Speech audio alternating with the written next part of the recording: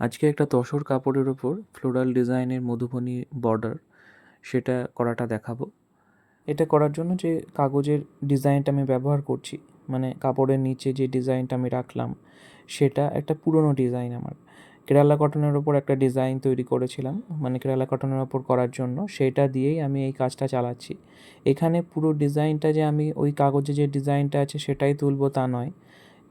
কাগজের ডিজাইনটা কিছুটা সরু পার্ট ছিল, মোটামুটি 6 ইঞ্চি মতো পার্টটা ছিল। এখানে মধুবনী যেহেতু করছি আর তসরের ওপরে, সেখানে পার্টটাকে আমি আরেকটু চওড়া রাখতে চাইছি। তার জন্য এখানে মোটামুটি 10 ইঞ্চি মতো হবে টোটাল পার্টটা। তাই ওপরে নিচে যে সাদা জায়গা ছিল আমার ওখানে ডিজাইনটাতে, সেখানেও আমি কিছু ডিজাইন এখানে করে নিয়েছি ট্রায়াঙ্গেল শেপটা। আর ওখানে ডিজাইনটাতে ওপরে নিচে জাস্ট ট্রায়াঙ্গেলের লাইন ছিল, সেটাকে আমি আরেকটু সরিয়ে দিয়ে তার ভেতরে আরও দুটো লাইন অ্যাড করে দিয়েছি। সেখানে পাতাগুলোকে সোজা সোজা করে প্লেস করেছি, যেটা মধুবনীর প্যাটার্নে হয়। ট্রায়াঙ্গেলের লাইন থাকে আর পাতা পরপর পরপর সাজানো থাকে সেটা। আর তলায় যে ছবিটা রেখেছি তার মাঝখানে যে ডিজাইনটা ছিল, মেন ফুল পাতার যে ডিজাইনটা পরপর গেছে, সেইটা শুধু নিয়েছি আমি। ওটাকে নেওয়ার জন্যই এই ব্লকটা আমি ব্যবহার করেছি। তসরের কাপড়ের ওপরে মধুবনী করতে ভীষণ রিল্যাক্স ফিল হয় আমার। কোনো চাপ নেই এখানে, জাস্ট লাইনগুলো যদি পাওয়া যায়, তলায় যদি একটা কিছু লাইন দেওয়া আছে এরকম কিছু একটা তলায় বসানো যায়, তাহলেই আমি ফ্রি হ্যান্ডে এই জিনিসটা করতে পারি। আর সবাই করতে পারবে আমার মনে হয়, মোটামুটি যারা আঁকতে পারে। কারণ খুব ইজি কতগুলো এখানে শেপ থাকে যেগুলোকে রিপিটেডলি পরপর পরপর দেওয়া থাকে। আর তসরের ওপর লাইন ওয়ার্ক খুব ভালো হয়, ভীষণ ভালো হয়, একদম স্মুথলি পুরো তুলি চালানো যায়। তাই এটা করতে বেশ আরাম লাগে। অনেক দিন ছবি আঁকার পরে যখন খুব, মানে পেইন্টিং করার পর যখন মনে হয় যে ক্যানভাসে আঁকতে আর কিছুদিন মনে হয় একটু ব্রেক নিই, তখন এই ধরনের কাজ কিছু থাকলে আমি সেটা তখন মাঝখানে করে নিতে চাই। কারণ এটা করতে কোনো সেরকম বেশি ভাবনা চিন্তা করতে হয় না।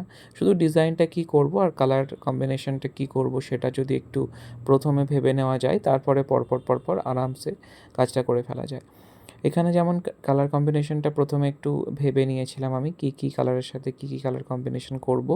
যদিও আমার কাছে যে ক্যাটালগটা, মানে যেটা থেকে আমি ছবিটা তুললাম, সেখানে যে কালারগুলো ব্যবহার করেছিলাম সেইগুলোই কিছুটা আছে।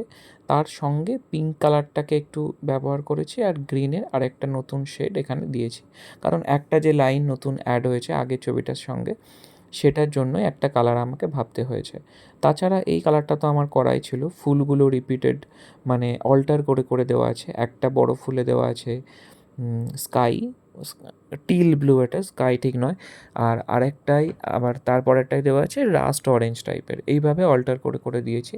তার সঙ্গে পিঙ্কের কিছু টাচ রেখেছি আর গ্রিনের দুটো শেড দিয়ে পাতাগুলো ভর্তি করেছি। এইভাবে কালার কম্বিনেশনটা গেছে পরপর। অ্যাকচুয়ালি তসরের যে অরিজিনাল কালারটা, সেই কালারটাই এত সুন্দর। সেটার ওপর যেমন শুধু কালো দিয়ে কাজও দেখতে ভালো লাগে, ঠিক তেমনই মাল্টি কালার যে কাজগুলো হয় সেটাও দেখতে খুব ভালো লাগে। এই কাজটা হয়ে যাওয়ার পর তসরে আবার যেটা করব সেটা শুধু কালো আর আরেকটা কোনো কালার দিয়ে করব, মানে কালোর সাথে গ্রিন বা কালোর সাথে রাস্ট, এরকম কিছু একটা কম্বিনেশনে করব। এবারে আসি আমি একটু অন্য কথায়। আমার ক্লাসের বিষয়ে অনেকেই জানতে চাইছে। ফেব্রিকের ক্লাস আমার এখনও পর্যন্ত কোনো আমি করাইনি। ওয়ার্কশপ করিয়েছি 2 দিন বা 3 দিনের, কিন্তু রানিং কোনো কন্টিনিউ ক্লাস আমি ফেব্রিকের ওপরে করিনি। রানিং ক্লাস আমার শুধুমাত্র পেইন্টিংয়ের ওপরে চলছে, অনলাইন ক্লাস। আর ফেব্রিকের ওপরে যদি কিছু ভাবনা চিন্তা করিও, সেটা এই মুহূর্তে পুজোর আগে করা সম্ভব হবে না, কারণ এখন তো প্রচুর কাজ থাকে, এখন কোনো মতেই একটু সময় নেই। একটু পুজোটা বেরিয়ে যাক, তারপরে আমি ফেব্রিকের ওপরে ক্লাস একটা স্টার্ট করব, ইচ্ছে আছে। এবারে সেটা একটা ডিউরেশন বলে দেবো যে 3 মাস বা 4 মাস, সেই রকমের একটা কোর্স আমি করাবো, সেটা পুজোর পরে। তাই এখনই কোনো ডেট বা ফিক্সড কিছু বলতে পারছি না। এই তসরটা করার কিছুদিন আগে আরেকটা তসরের মধ্যেও আমি মধুবনী করলাম।